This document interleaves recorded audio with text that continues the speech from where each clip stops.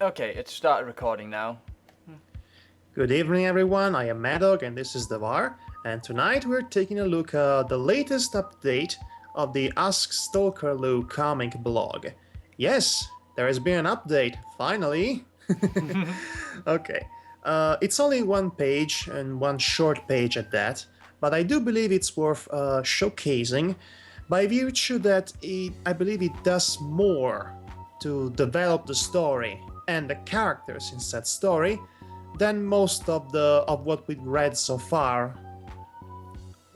In the last time we did a live stream about Ask Stalkerloo, which is saying something, I believe. Indeed, because I think I remember the last time when I read it, I didn't really go away thinking much about it. So let's get to the page. Okie dokie. So it's the one at the top, you say? So let's get to the page. That's how I said it. The page. Yeah, it's a pie and a page in one. Okay, so before we start reading, you might already notice that the art style in this page hasn't gotten much different from the last update. But there is a difference, a substantial difference too, but it's not as obvious as the difference that other updates used to have between each other. It is a slight subtle change that the trained eye might notice better. Basically, the form of the bodies and the proportions and even the shape of the muzzles and something about the coloring. I believe the artist has finally found, after last time, the perfect artistic aesthetics to accompany this particular comic, and the outlines are neither too hard nor too soft. It's somewhere in between comic booky, so to speak, cartoonish enough not to produce an uncanny valley effect, but it's also not too realistic or oil painted. I think it's finally the perfect balance to showcase both the ability of this artist and to produce a satisfying visual effect in the eyes of the reader. Okay, I'm done. I have nothing to add on this because sadly my eye is not as good as it used to be. So, let's read the one question that adorns this update. Let's see, who is this person? I see Sassy Gay Fairy. Did Ross Ferris ask this question? Either it's his cousin. His cousin he doesn't want to talk about. Okay, maybe he's one of his cousins, yes. I'll have to ask him. A friendly changeling? Some pony get a flamethrower. Okay. Alright, I can understand why Sassy Gay Fairy want to say that. Maybe he has issues. Maybe he's in denial, and he can only outlet his own frustration through moments of anger. So who should voice Twilight? You do a better Twilight. I'm sure about it. A bit extreme, don't you think? Yes, I'd say so. I like the look on the father here, looking all like. It's actually probably not Scootaloo's father, as I assumed last time. Because Twilight told us what he does for a living, growing imaginary corn, which apparently is a thing that exists, but I did not know about it. But anyway, on to the next panel. Yes, on to the next panel. Let's small this, and of course, again, you're probably getting rid of this part. Okay. One of my friends taught me that we should not fear the unknown, but rather strive to understand it. Okay, finally, this is what I'm talking about character development, or at least characters exploration.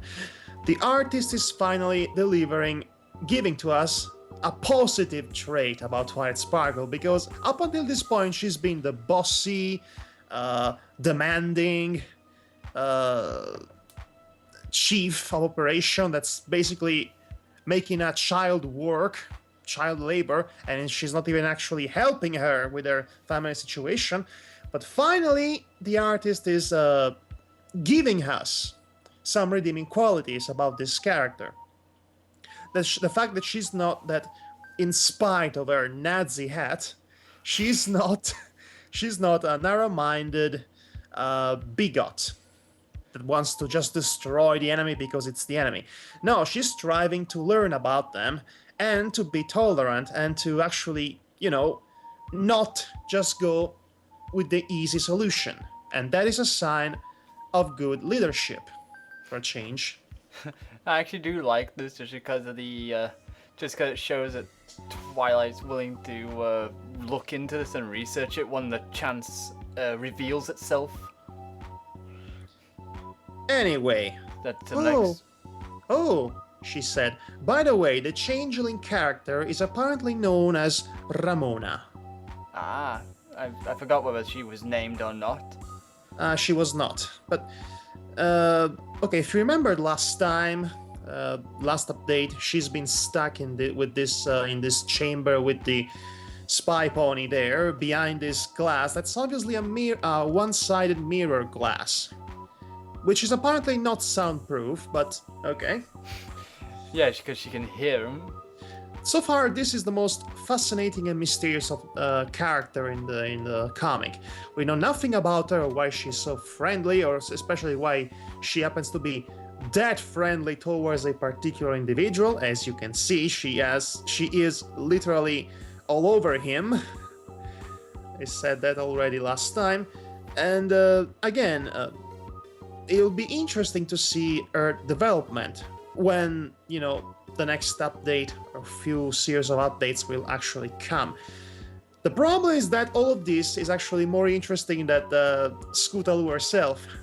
And this is supposed to be her story, so how is all of this going to tie it up together? I don't know yet. But here's where really something interesting has been said. To be frank, we know almost nothing about them.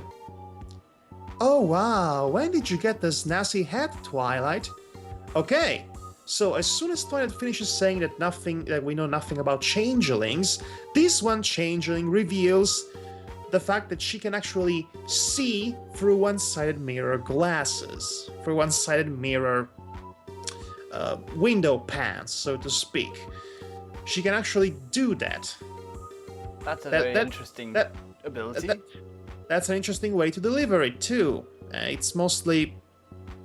You see that her green eyes are glowing. That might signify that she's actually... might have some sort of X-ray vision or the such like.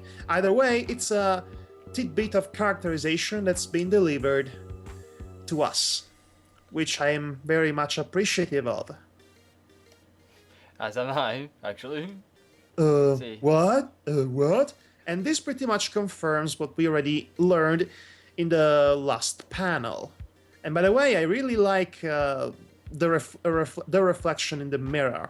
And the green glowing eye feels kind of eerie. Yes, I actually did notice that ages back. It looks a bit different from all the other times you see her eye in the panels. Yes. Also another thing, she doesn't look like the regular changeling drawn. She seems to be, her form seems to be somewhat stuck in between the changeling form and the Pegasus camouflage she was wearing before. So I wonder how that will pay off. I wonder just who is this character. I am very interested in finding out, and this update, this page, does an excellent job in providing some sort of hints and subtle characterization that adds to the mystery of this character, which I'm now more and more curious to learn about. Does leave you with a lot of intrigue and want you to let me think how to say this. Just to know more about them in the next pages, hopefully. And also, while we're at it, she seems to know Twilight Sparkle already. In fact, she's shown a very familiar casual tone in addressing her. How does she know her? Who is she really? And why is she so attached to this one pony? I mean, it cannot just be because he saved her life. Or maybe it just is, I don't know. For that matter, who is this ginger-headed pony spy guy? Yes, all this is not answered in this page, though. Anyway, it'll be interesting to see where all of this is going. But it'll probably be a while before the next update because, as you can see, pages of this quality aren't made in 5 minutes. And also he has plenty of other stuff going on in his life. So, the artist, I mean. So, I'm very just appreciative that we get to see something like this. And I just love to talk about Aphex Angel's art in general because there is nothing quite this unique in Pony Comics, to be found in Pony Comics on Tumblr or DeviantArt for that matter. So props to the artist for being very unique. Personally, I hope he keeps with his style, considering the past ones we've seen. Yes, I really hope he keeps using this style, that he finally found a style to stick with for this particular comic, because this style, I'd say it's as close to perfection as he will ever get. That's about it, really. Yes, that was a very short one.